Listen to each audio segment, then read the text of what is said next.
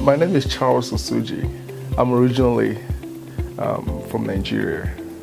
I immigrated to Canada in 2011. I was raised in the metropolis of Grantham, which when I lived there was about 300 people. It's in southern Alberta.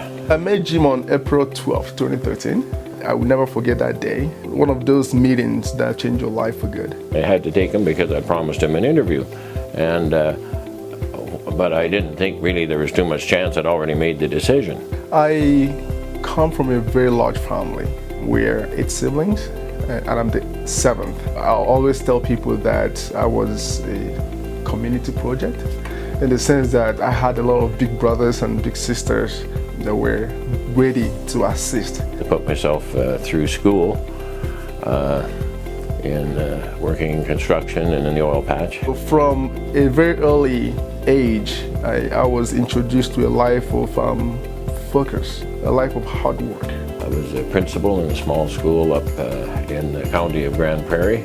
I took some vocational aptitude test or something, and the silly buggers suggested I go into law, and I thought, yeah, that'd be all right. So when I first landed, all I wanted to be was a lawyer, because that was the culmination of my training in Nigeria. One thing that struck me too is that Charles, as I did, if he couldn't get a job doing this, he'd get a job doing that. My focus was on requalifying and being a lawyer here in Canada.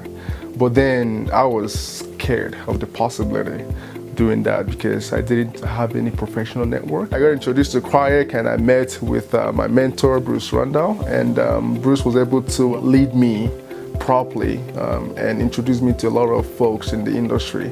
As the interview went on, I realized that come hell or high water, I wanted him. What struck me about him was his humility. This is someone that has practiced for over 3 decades. I think most of us have a desire to make the world a little better place in some way, however small, and I've always hated bullies, and sometimes I'd seen examples of bullying occur, and I don't like it. Jim has shown to me that you need to be a good person first before you can be a good lawyer. And this is why Jim has been able to sustain his practice for over 37 years because of virtues such as kind-heartedness, competency, and compassion. Charles was head and shoulders above many other articling students. When we discuss client files and all of that, Jim would want to know what I thought. Jim wanted to hear my opinion. He will often quote the rule and the cases to me. I've come to rely on him a great deal. And I told Jim that I wanted to stick, I wanted to be in this office. I wanted to help him grow his firm. With Charles, there was only one time I remember that I ever had to criticize him somewhat sharply.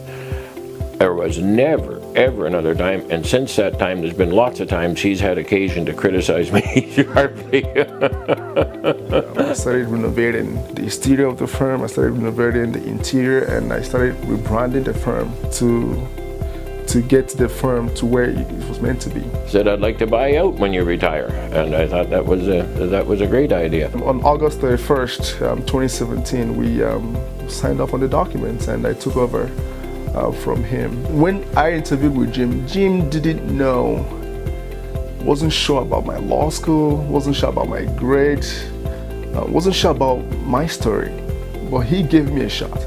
I've talked to other lawyers of my ilk and age who haven't been able to find anyone to take over their practices and know that their clients will be in good hands. My clients are in very good hands with Charles. That sense of loyalty is the major driver of our partnership. I say to Charles, I wish I'd have met him 20 years ago. I've told him he will do very well in law, and I don't think I'm wrong there at all.